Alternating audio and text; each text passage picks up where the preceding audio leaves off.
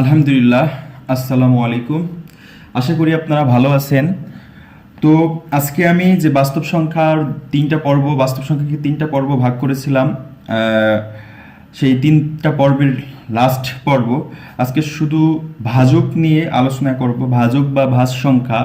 আর সংখ্যা নিয়ে যে আমাদের অন্যান্য যে প্রশ্নগুলো থাকে, যেমন স্থানাঙ্ক অথবা বড় সংখ্যা, ছোট সংখ্যা, অথবা মাঝখানে বড় এবং এরকম সংখ্যার মাঝখানে সংখ্যা বের করার কিছু পদ্ধতি আছে, নিয়ম বিসিএস অথবা অন্যান্য চাকরি পরীক্ষার ক্ষেত্রে আসে। সেই সংখ্যাগুলো নিয়ে আমরা প্রশ্নগুলো নিয়ে আলোচনা করব, বিগত সালের প্রশ্ন। এবং আজকে যেটা নিয়ে আলোচনা করতে চাচ্ছি সেটা হচ্ছে ভাজক সংখ্যা নির্ণয়। তো আপনারা জানেন, ভাগের ক্ষেত্রে আমাদের চারটা বিষয় আছে এরকম, যে আমরা যদি এভাবে একটু দেখাই, যে এখানে আমি লিখব হচ্ছে ভাজক, আর এখানে থাকে হচ্ছে ভাজ্য, এটা হচ্ছে ভাগফল। এটা আমরা সবাই পারি, তারপরে লিখলাম। আর যদি অবশিষ্ট কিছু থাকে সেটাকে আমরা ভাগশেষ বলি। তো এটা বলার মানে হচ্ছে, যেহেতু আমরা ভাজক সংখ্যা নির্ণয় করব, সেই ক্ষেত্রে ভাজক জিনিসটা কি সেটা আমাদের কিন্তু বুঝতে হবে।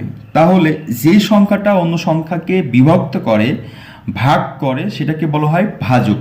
যেমন আমরা যদি এখানে একটা সংখ্যা লিখি 12, 12 সংখ্যাকে যদি আমরা 3 দিয়ে ভাগ করি তাহলে কিন্তু আমাদের 4 হয়, আর এখানে 12। তো 3 দিয়ে কিন্তু 12কে আমরা 4 ভাগে ভাগ করতে পারি। একই রকম ভাবে এই 12কে কিন্তু আমরা 6 দিয়েও ভাগ করতে পারি। তো আমাদের হয় হচ্ছে 6 দুয়ে 12, তাহলে 6 দিয়েও কিন্তু 12কে ভাগ করলে 2 ভাগে হয়। আবার যদি আমরা 12কে 2 দিয়ে ভাগ করি তাহলে কিন্তু 6 হয়, তার মানে 2 দিয়ে ভাগ করলে কিন্তু 6 ভাগ হয়। তো এই 12কে যখন 3 দিয়ে ভাগ করছি, 3 হচ্ছে ভাজক। আবার 12কে যখন 6 দিয়ে ভাগ করছি, 6 হচ্ছে ভাজক। আর এখানে 2 দিয়ে ভাগ করছি বলে 2 হচ্ছে ভাজক।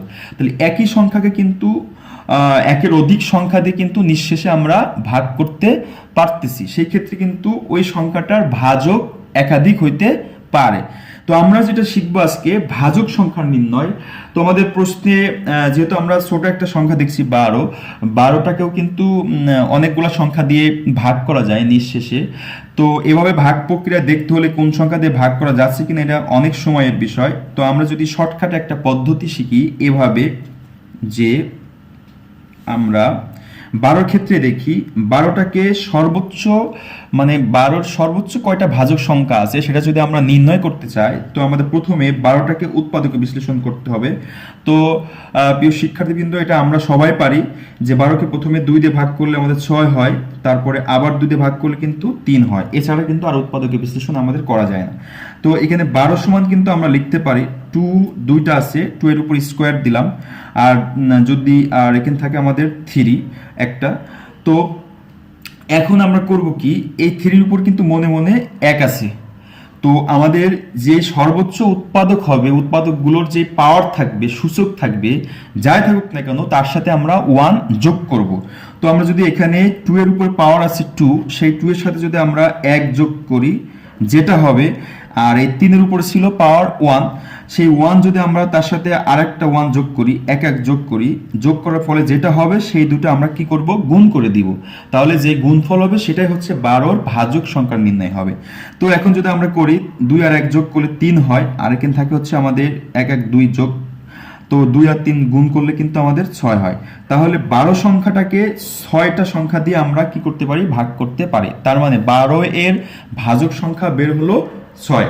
আশা করি অঙ্কটা বুঝতে পেরেছেন, বা আমার যে শর্ট টেকনিক এটাও আপনারা বুঝতে পেরেছেন। তো ভাজক সংখ্যা নির্ণয়ের বিগত সালের কয়েকটা প্রশ্ন আসছে, আমি এখানে লিখে রেখেছি আপনাদের জন্য সহজে বোঝার জন্য। আপনারা দেখতেছেন একটা প্রশ্ন আমি লিখে রেখেছি, যে নিচের কোন পূর্ণ সংখ্যাটির সর্বাধিক সংখ্যক ভাজক সংখ্যা আছে। এখানে 4টা অপশন আছে, 88, 91, তারপর 95, আর আছে 99। সেক্ষেত্রে কিন্তু আমরা প্রত্যেকটা সংখ্যায় উৎপাদকের যে প্রক্রিয়া ছিল সেই প্রক্রিয়া করব, যে 88 এর উৎপাদক করলে কত কত হয়। তো আমরা যদি শর্টকাট এখানে করি, যে 88কে কিন্তু আমরা 2 দিয়ে ভাগ করতে পারি, তো হয় 44। 44কে কিন্তু 2 দিয়ে ভাগ করলে হয় আমাদের হচ্ছে 22। 22কে কিন্তু 2 দিয়ে ভাগ করলে হয় 11। আর কিন্তু কোনো সংখ্যা ভাগ করা যাচ্ছে না। সেই ক্ষেত্রে এখানে আমাদের 2 আছে হচ্ছে 3টা, তো 2 আছে আমাদের তিনটা, তো আমাদের এখানে 3 দিতে হবে পাওয়ার, গুণ এখানে আছে 11, 11 দিলাম, 11 পাওয়ার আছে 1। তো এখানে কিন্তু আমাদের 3-এর সাথে যদি 1 যোগ করি তাহলে 4 হয়, গুণ 1-এর সাথে 1 যোগ করলে কিন্তু 2 হয়। তো 4 গুণ 2, তো থাকতেছে আমাদের 4 2 8। তার মানে এই সংখ্যাটার ভাজক সংখ্যা হচ্ছে 8। তো একই রকমভাবে আমরা যদি এখানে বের করি 91, আপনারা জানেন 91কে কত দিয়ে ভাগ করা যায়। 91কে যদি আমরা 3 দিয়ে ভাগ করি, তো 3 দিয়ে ভাগ করলে যায় না, 3 দিয়ে ভাগ করা যায় না। 7 দিয়ে যদি ভাগ করি তাহলে দেখি 7 দিয়ে যায় কিনা। 7 একে 7 থাকে হচ্ছে আমাদের 2 21, 7 দিয়ে ভাগ করা যায়। তো 7 দিয়ে ভাগ করলে আমাদের হয় 7 একে 7, আর থাকবে হচ্ছে 21, 3 7 21। তার মানে থাকতেছে আমাদের 7 গুণ 13।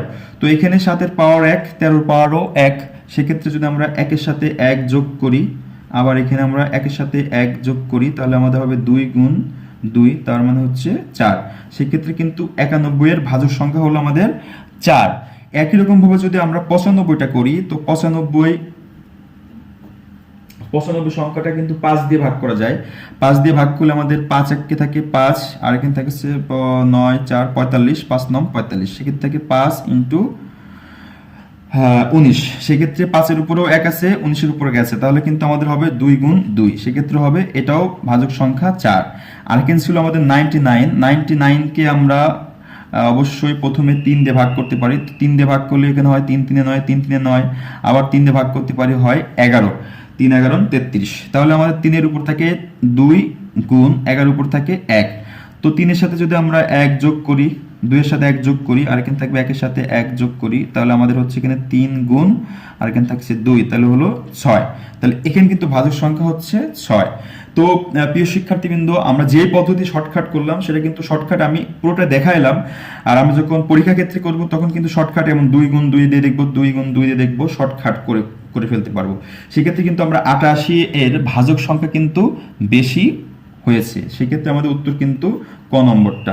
একই রকম প্রশ্ন আরেকটা আছে 26তম বিসিএসে, আর হচ্ছে 29তম বিসিএসে প্রশ্ন আসছিল যে 72-এর ভাজক সংখ্যা, মানে 72-এর মোট কয়টা ভাজক আছে। আমরা কিছুক্ষণ আগে যে 12-র ক্ষেত্রে দেখলাম, এখন আমরা যদি 72-এর ক্ষেত্রে দেখাতে চাই যে 72কে আমরা 2 দিয়ে ভাগ করি, তাহলে থাকবে হচ্ছে 3 দিয়ে 6, থাকে হচ্ছে 12, তাহলে হবে 36, 6 দিয়ে 12। এরপর আমরা 2 দিয়ে ভাগ করলে হয় 1, থাকবে হচ্ছে 16, তার মানে 8 2 16, তারপর 2 দিয়ে করলে 9, তারপরে 3 দিয়ে করলে 3 3 9। তো আমাদের এখানে 2 আছে কিন্তু 3টা গুণ, আর 3 আছে কিন্তু 2টা। সেক্ষেত্রে আমরা 3-এর সাথে 1 যোগ করব, এই পাওয়ার যে 3 সেই 3-এর সাথে গুণ করব। এখানে পাওয়ার আছে 2, তার সাথে 1 যোগ করে দিলাম, তাহলে আমাদের এখানে থাকতেছে 4, এখানে থাকতেছে হচ্ছে গুণ 3। সেক্ষেত্রে হচ্ছে কিন্তু আমাদের 3 4 12টা হচ্ছে সর্বোচ্চ ভাজক সংখ্যা। সেক্ষেত্রে কিন্তু অপশনে আমাদের গ নম্বরটা অপশনে আছে। তো প্রিয় শিক্ষার্থীবৃন্দ, আশা করি বুঝতে পারছেন যে আমাদের ভাজক সংখ্যা নির্ণয় করতে হলে শর্টকাট পদ্ধতি এটাই সবচেয়ে দ্রুত করতে পারবেন আপনি, যে প্রথমে উৎপাদক বিশ্লেষণ করবেন, তারপর সর্বোচ্চ পাওয়ারের সাথে 1 যোগ করে সেই সংখ্যাগুলো আবার গুণ করে দিবেন, তাহলে সেই সংখ্যাই হবে আমাদের ভাজক সংখ্যা। তো আশা করি বুঝতে পেরেছেন। ভাজক সংখ্যা আমরা এতটুকুই দেখালাম। আর এখন আমরা যেই কাজে চলে যাব সেটা হচ্ছে অন্যান্য যে প্রশ্নগুলো আসে সংখ্যা নিয়ে। তো আমি এখানে লিখে রেখেছি আপনাদের জন্য অন্যান্য যে প্রশ্নগুলো আসে বিগত সালের প্রশ্ন দিয়ে আমি আপনাদের বোঝানোর চেষ্টা করতেছি যে 26তম বিসিএসে একটা প্রশ্ন এসেছিল, দুটি ক্রমিক পূর্ণ সংখ্যা নির্ণয় করুন যাদের বর্গের অন্তর হবে 47। তো এরকম যদি অঙ্ক থাকে, বর্গের অন্তর যে সংখ্যাটা হবে সেটা দিয়ে আমাদের পরবর্তী দুটা সংখ্যা অথবা আগে দুটো সংখ্যা বের করতে বলে, সেই ক্ষেত্রে আমরা এই অঙ্কটা কিভাবে করব। তো এরকম অঙ্ক যদি আসে আমরা কিন্তু এভাবে করব যে 47-এর মানে যেহেতু দুইটা সংখ্যা নির্ণয় করতে বলছে, সেই ক্ষেত্রে কিন্তু আমাদের একটা বড় সংখ্যা হবে আর একটা ছোট সংখ্যা হবে। তো বড় সংখ্যা আর ছোট সংখ্যা বের করার জন্য আমরা দুইটা পদ্ধতি করব। বড় সংখ্যা বের করার জন্য আমাদের যেই পার্থক্য অন্তর যেটা বলবে সেই অন্তরের সাথে কিন্তু আমরা 1 যোগ করব। মানে অন্তর আছে আমাদের 47-এর সাথে আমরা 1 যোগ করব, 47-এর সাথে 1, এটা হচ্ছে বড় সংখ্যা। তো 47-এর সাথে 1 যোগ করে আমরা কি করব, 2 দিয়ে ভাগ করব। 47-এর সাথে 1 যোগ করলে হয় আমাদের 48, 48কে 2 দিয়ে ভাগ করলে হয় হচ্ছে 24, তাহলে বড় সংখ্যাটা হচ্ছে 24।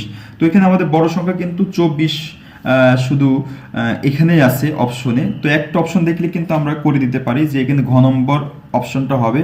তো প্রিয় শিক্ষার্থীবৃন্দ, এরকম ক্রমিক সংখ্যা দিয়ে যদি অন্তর থাকে, অন্তর দেওয়া থাকে, সেই ক্ষেত্রে কিন্তু বড় সংখ্যা বের করার নিয়ম হচ্ছে অন্তর থেকে এক বিয়োগ করব, এক যোগ করব, যোগ করে 2 দিয়ে ভাগ করে দিব।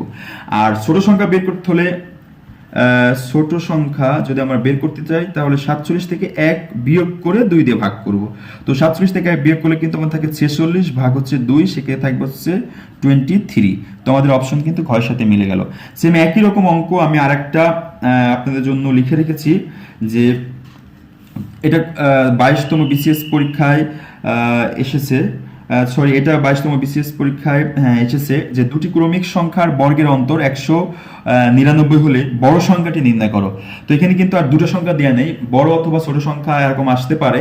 সেক্ষেত্রে আমরা যদি এই পদ্ধতি করি, বড় সংখ্যা আমাদের হবে হচ্ছে এখানে যেহেতু 199 সাথে কিন্তু আমরা শর্টকাট কি করব, 1 যোগ করে দেবো, যোগ করে দিয়ে 2 দিয়ে ভাগ করে দিব। তো 199 সাথে 1 যোগ করলে কিন্তু আমাদের হবে হচ্ছে 200। তো 200কে যদি আমরা 2 দিয়ে ভাগ করি, তা ভাগফল আমাদের হবে হচ্ছে 100 কিন্তু আমাদের অপশনে গ নম্বর অপশনে ছিল। তো আশা করি বুঝতে পেরেছেন যে দুইটা সংখ্যার বর্গের অন্তর দেওয়া থাকলে আমরা বড় সংখ্যা অথবা ছোট সংখ্যা বের করতে পারি। বড় সংখ্যা বের করতে হলে অন্তরের সাথে 1 যোগ করে 2 দিয়ে ভাগ করব, আর ছোট সংখ্যা বের করতে হলে অন্তর থেকে 1 বিয়োগ করে 2 দিয়ে ভাগ করব। আশা করি বুঝতে পেরেছেন। আরেকটা প্রশ্ন মাঝে মাঝে পরীক্ষায় দেখা যায়, সেটা হচ্ছে একটি সংখ্যা এত থেকে বড় এবং এত থেকে ছোট হলে সংখ্যাটি কত, এরকম একটা প্রশ্ন আসে। তো এটা আমরা সমাধান করে যদি সমীকরণ ধরে করি তাহলে অনেক বড় হয়ে যায়। আর শর্টকাট যে টেকনিক সেটা আমাদের মনে রাখতে হবে, যে আমি আবার বলতেছি যে এরকম প্রশ্ন যে একটি সংখ্যা অন্য সংখ্যা থেকে যত বড় যত বড় আর সেই সংখ্যা থেকে ঠিক তত ছোট, এরকম সংখ্যা যদি আসে তাহলে আপনারা ওই দুটো সংখ্যা যোগ করবেন, যোগ করে 2 দিয়ে ভাগ করে দিবেন। ওই দুটো সংখ্যা যোগ করবেন, যোগ করে 2 দিয়ে ভাগ করলে কিন্তু আমাদের ওই সংখ্যাটি চলে আসবে। তো আমাদের এখানে যে প্রশ্নটা এসেছিল 22তম বিসিএস এ, সেটা এসেছিল 650 থেকে যত বড় ঠিক 820 থেকে তত ছোট। তো আমাদের আছে 650 যোগ 820, এই দুটো আমরা যোগ করে দেবো, 2 দিয়ে ভাগ করে দেব। যোগ করলে কিন্তু আমাদের আসে হচ্ছে 0, আর এখানে থাকে হচ্ছে 7, আর 8 আর 6 14, আর ভাগ হচ্ছে 2। তো এখন ভাগ করলে কিন্তু আমাদের থাকবে হচ্ছে 7 2 14, আর হচ্ছে 3 2 6, থাকবে হচ্ছে 1 5, 735। তো 735 আমাদের অপশন ঘ নম্বর প্রশ্নে ছিল। তো এরকম অঙ্ক কিন্তু আসার সম্ভাবনা খুব থাকে। আমি আর একটা সংখ্যা লিখে রেখেছি যে 650-এর জায়গায় যদি হয় 742 থেকে যত বড় ঠিক 830 থেকে তত ছোট, সেই ক্ষেত্রে কিন্তু আমরা একই রকম করব। এখানে 742 যোগ করব 830-এর সাথে, যোগ করলে 2 দিয়ে ভাগ করব। তো ভাগ করলে আমাদের যেটা হবে সেটা যোগ করলে হয় আমাদের এখানে যে সংখ্যাটা আছে সেটা হচ্ছে এখানে 2 হয়, আর 7 4 3 7, আর এখানে হয় 8 7 15। তো এটাকে যদি 2 দিয়ে ভাগ করি তাহলে কিন্তু আমাদের আসে 786। তো এটা কিন্তু আমাদের অপশনে যদি আসে এরকম অঙ্ক অপশন মিলে যাবে আশা করি। তো একটি সংখ্যা নির্ণয় করতে বলছে যেটা এত থেকে বড় আর এত থেকে ছোট, এই অঙ্কটা করতে হলে আমরা ঠিক এভাবেই করব যে দুটি সংখ্যা যোগ করে দিব, দিয়ে 2 দিয়ে ভাগ করে দিব। আশা করি অঙ্কটা বুঝতে পেরেছেন। এরপরে আরো কিছু অঙ্ক পরীক্ষায় আসে, সেটা হচ্ছে এরকম যে পরপর 5টি সংখ্যার যোগফল 105 হলে প্রথম দুটি যোগফল কত। পরপর 5টি সংখ্যার যোগফল 105 হলে প্রথম দুটির যোগফল কত। তো এরকম অঙ্ক মাঝে মাঝে পরীক্ষায় আসে।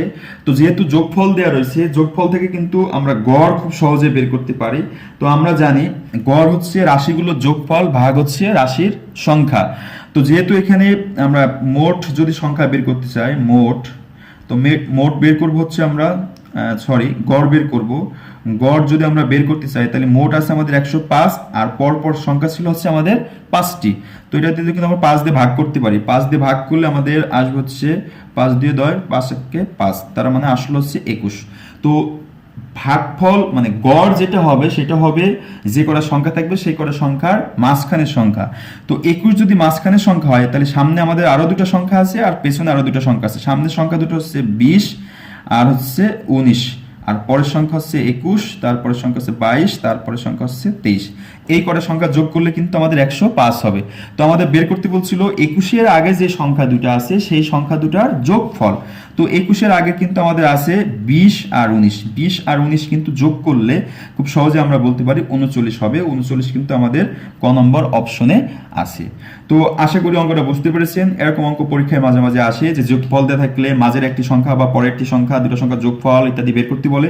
সেক্ষেত্রে আমরা গড় বের করব, গড় বের করার পরে গড়ের সংখ্যাটা মাঝখানে ধরবো, তারপর সামনের সংখ্যা থাকবে, পিছনের সংখ্যা নিয়ে যা প্রশ্ন চাবে সেটা আমরা অপশন দেখিয়ে অ্যান্সার করতে পারবো। আশা করি বুঝতে পেরেছেন। এরপরে একই রকম অঙ্ক 32তম বিসিএস একটা প্রশ্ন এসেছিল, আপনারা দেখে থাকবেন যে পরপর তিনটি সংখ্যার গুণফল যদি 120 হয় তাহলে তাদের যোগফল নির্ণয় করো। পরপর তিনটি সংখ্যার গুণফল যদি 120 হয় তাহলে তাদের যোগফল নির্ণয় করো। এই অঙ্কটা মাধ্যমিক যে পরীক্ষা আছে শিক্ষক নিয়োগ এছাড়া নিবন্ধনের যে পরীক্ষা, এই প্রশ্ন অনেকবার এসেছে। তো এই প্রশ্নটা করার জন্য আমরা যদি গুণফল দেওয়া থাকে সেই ক্ষেত্রে যোগফল বের করতে বলে সেই ক্ষেত্রে ওই সংখ্যাটা আমরা প্রথমেই লসাগু করব। লসাগু করলে আমাদের এখানে আছে 120, 120 কে লসাগু করলে আমরা পেতে পারি 2 দিয়ে করলে আমাদের 60 হয়, তারপরে 2 দিয়ে করলে 30 হয়, এরপর 2 দিয়ে করলে কিন্তু আমাদের 15 হয়, তারপর 3 দিয়ে করলে 3 5 15। তো এখানে যেই সংখ্যাগুলো আমরা পেয়েছি এই সংখ্যাগুলোর ভিতরে তিনটা সংখ্যা যেহেতু গুণ করতে বলছে, তিনটা সংখ্যা আমরা বানিয়ে দেখব যে কোনটা কোনটা গুণ করলে 120 হয়। তো আমরা সহজে কিন্তু এখানে আমাদের আছে হচ্ছে 2 2 4, আবার 3 2 6, আবার 5, তার মানে 4 গুণ 6 গুণ যদি 5 নিই তাহলে কিন্তু 6 এখানে 4 আর 6 10 হয়, 10 আর 5 কিন্তু 15 হয়। আবার এগুলো গুণ করলেও কিন্তু আমাদের 120 হয়ে যায়। তো আশা করি অঙ্কটা বুঝতে পেরেছেন। এভাবে আমরা অঙ্কটা করব। আবার বলতেছি যে যদি আমাদের পরপর দুটি অথবা তিনটি সংখ্যার গুণফল থাকে, যোগফল বের করতে বলে, সেই ক্ষেত্রে কিন্তু আমরা কি করব যে ওর সংখ্যাটা লসাগু করব। লসাগু করার পরে তিনটা সংখ্যা বলে তিনটা সংখ্যা বানাবো, চারটা সংখ্যা বলে চারটা সংখ্যা বানাবো, বানিয়ে ওইগুলো যোগ করলে কিন্তু আমাদের অপশনের সাথে মিলে যাবে যোগফল। আশা করি বুঝতে পেরেছেন। এরপর আমরা 3 নম্বর আর একটা অঙ্ক লিখে রেখেছি যেটা 34তম বিসিএস এসেছিল। এটা অনেক ইম্পর্টেন্ট একটা অঙ্ক যে তিনটি ক্রমিক সংখ্যার গুণফল তাদের যোগফলের 5 গুণ হলে সংখ্যা তিনটির গড় বের করতে হবে। সেক্ষেত্রে গড় বের করতে হলে কিন্তু প্রথমে আমাদের সংখ্যা তিনটা বের করতে হবে, তারপরে তিনটা সংখ্যা থেকে আমরা বের করব।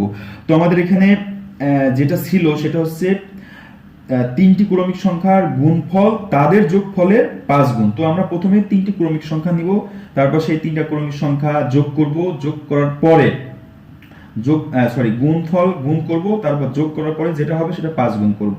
তো এখানে যদি আমরা তিনটি সংখ্যা ধরে নিই, যে একটি সংখ্যা আমরা ধরলাম x - 1, আর একটা সংখ্যা ধরলাম x, আর একটা সংখ্যা ধরলাম x + 1। এই তিনটা সংখ্যার গুণফলের সাথে আমরা যোগফল নির্ণয় করব। তো গুণফল আগে কত হয় দেখি। তো গুণ করলে কিন্তু আমাদের এটা এরকম হয় এই, আর যোগ করলে কিন্তু আমাদের হয় একটু পাশে লিখি x - 1 x + x + 1। এখানে কিন্তু এই +1 -1 কাটা গেলে আমাদের 3x থাকে। এটা হচ্ছে যোগফল। এর সাথে আমাদের বলেছে 5 গুণ করতে যোগফলের সাথে, তাহলে আমরা 5 গুণ করে দিলাম। গুণ করলে এটা যেটা হবে সেটা সমান হবে। তার মানে আমাদের থাকতেছে x - 1 আর x + 1 * x থাকতেছে হচ্ছে 5 গুণ, মানে 5 * 3x। এরপরে আমরা এটা যদি গুণ করি তাহলে আমাদের a + b * a - b হয়। তার মানে হয় a + b * a - b, মানে a² - b² * x। আর এখানে থাকে আমাদের 3 5 15x। তো এখন আমরা কিন্তু খুব সহজেই এই পাশের x আর এই পাশের x কিন্তু উঠাই দিতে পারি খুব সহজেই, কারণ আমরা উভয় পক্ষে x আছে, তো আমরা x উঠাই দিলাম। তো আর এখানে আমাদের থাকতেছে x² - 1 সমান হচ্ছে 15, আর এখানে এই x² সমান এই 1টা যদি আমরা সমান ওই পাশে নিয়ে চলে যাই তাহলে প্লাস হয়, তার মানে 15 সাথে 1 যোগ করলে 16। এখন এই স্কোয়ার যদি আমরা ওই পাশে দিই তাহলে x সমান হবে আমাদের √16, মানে হচ্ছে x সমান থাকে আমাদের 4।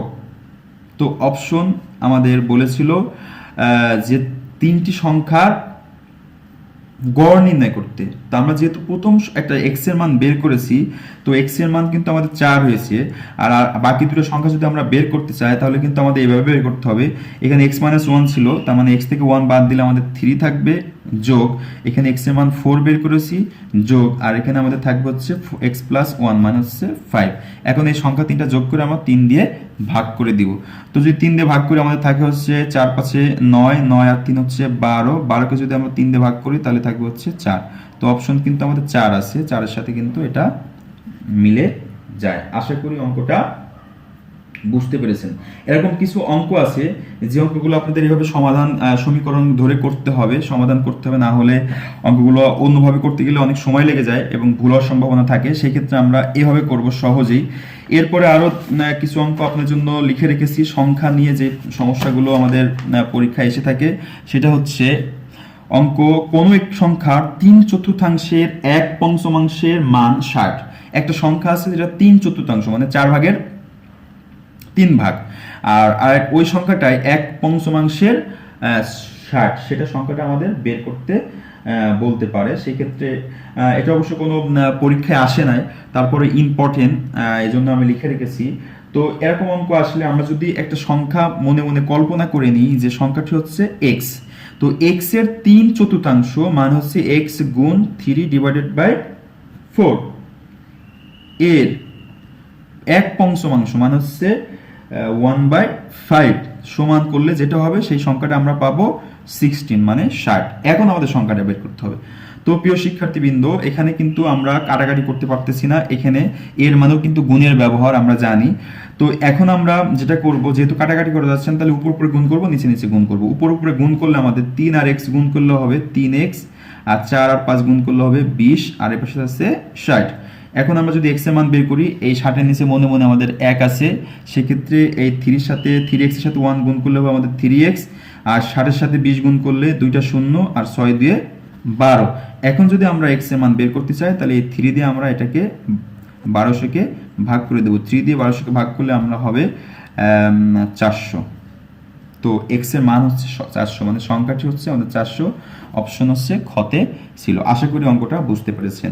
এখন আমরা চলে যাব আরেকটা অঙ্ক, যেটা 26তম বিসিএস পরীক্ষায় প্রশ্নটা এসেছিল যে কোন সংখ্যার হাফ মানে 2/1 সাথে 6 যোগ করতে হবে, যোগ করলে সংখ্যাটি হবে 3/2। তাহলে সংখ্যাটা নির্ণয় করতে হবে। তো আমরা এখানেও সংখ্যাটা যদি x মনে করি, x এর হাফের সাথে, তার মানে হচ্ছে ইনটু হাফ, তার সাথে যোগ হবে 6, যোগ করলে যেটা হবে সেটা হচ্ছে 2/3 হবে। তার মানে সেই ক্ষেত্রে কিন্তু আমাদের হবে এরকম যে 2/3 ইন্টু হচ্ছে x, মানে সংখ্যাটা এর অংশ হবে। তো এই ক্ষেত্রে এখানে আমরা যদি করি তাহলে x/2 থাকে প্লাস 6 থাকে, আর এখানে থাকে হচ্ছে 2x ডিভাইডেড বাই 3। এখন এতটুকু আমাদের লসাগু করতে হবে। তো লসাগু করলে এখানে 2 হয়, কারণ আমাদের 6 এর নিচে মনে মনে 1 আছে। তো 2 হলে এখানে থাকে x, আর এখানে থাকে হচ্ছে 12, আর এই পাশে যা আছে তাই থাকলো। এরপরে আমরা করব হচ্ছে এখানে যদি আমরা যোগ করি, আর গুণন করে দিব। আর গুণন করলে এখানে থাকে আমাদের, আর গুণন করলে এই 2x এর সাথে যদি আমরা 2 গুণ করি তাহলে 4x থাকে, আর এর দিকে গুণ করলে আমাদের থাকে, সরি এটা 4 বাংলায় লিখি, আর এখানে থাকে আমাদের 3x, আর 3 4 12, সরি 3 12 36, এখানে থাকে আমাদের 36। তো এখন যেহেতু x এর মানটা বের করব, 4x এখানে থাকে, আর 3xটা আমরা এই পাশে নিয়ে চলে আসলাম, আর এই পাশে থাকলো 36। তো 4x থেকে 3x বাদ দিলে আমাদের একটা x থাকে, আর এটা হচ্ছে 36 থাকে। তার মানে 36 অপশনের সাথে মিলে হচ্ছে গ নম্বর আমাদের উত্তর হয়। আশা করি অঙ্কটা বুঝতে পেরেছেন। তো এই ধরনের অঙ্ক আসলে আমরা অবশ্যই এরকম সমীকরণ ধরে করব, তাহলে ভুল হওয়ার সম্ভাবনা থাকবে না এবং অঙ্কটা খুব দ্রুত করা যাবে। 1 থেকে 1.5 মিনিটের ভিতরে আপনি অঙ্কটা শেষ করতে পারবেন বলে আমি আশা করি। এরপরে লাস্ট যে অঙ্কটা লিখে রেখেছি সেটা 37 বিসিএস পরীক্ষায় এসেছিল। অঙ্কটা অনেক ইম্পর্টেন্ট এবং অনেক সহজ একটা অঙ্ক। অবশ্যই যদি আপনি বুঝতে পারেন এই অঙ্কগুলো, তাহলে কিন্তু আমি মনে করি 15 সেকেন্ডের ভিতরে অঙ্কটা করা সম্ভব, 15 থেকে 20 অথবা 30 সেকেন্ডের ভিতরে। এখানে আছে 2 অঙ্ক বিশিষ্ট একটি সংখ্যা অঙ্কদ্বয় স্থান বিনিময়ের ফলে 54 বৃদ্ধি পায়। অঙ্কদ্বয় স্থান যদি বিনিময় করে ফেলায় তাহলে 54 বৃদ্ধি পাবে যা ছিল তার থেকে, এবং অঙ্ক দুটির যোগফল হবে 12। তাহলে সংখ্যাটা বের করতে হবে। তো এখানে যে কটা অপশন আছে প্রত্যেকটা যোগফল কিন্তু 12 আছে, যেমন 5 আর 7 যোগ করলে 12, 7 5 যোগ করলে 12, 9 3 যোগ করলে 12, আর হচ্ছে 3 9 যোগ করলেও 12। এখন আমরা যদি স্থান বিনিময় করে দিই তাহলে 54 বাড়াতে হবে। তো এখানে যদি স্থান বিনিময় মানে 7 আগে আসবে আর 7 5 পরে যাবে, তো আমাদের হবে 75। তো 75 থেকে 57 কিন্তু বাদ দিলে 54 থাকে না। আবার এটা যদি উল্টা লিখি তাহলে 57 হয়, এটাও বিয়োগ করলে 54 থাকে না। আর এটা যদি আমরা লিখি তাহলে 9 এদিকে আসলো, 3 এদিকে আসলো, তাহলে হলো 93। আর এখানে ছিল 39, তো আমরা 93 থেকে যদি 39 বাদ দিই দেখি 54 থাকে কিনা। 13 থেকে 9 বাদ দিলে থাকে হচ্ছে আমাদের 4, আর থেকে 1, এখানে আছে 4, এখান থেকে 5, এটা কিন্তু 54 হয়।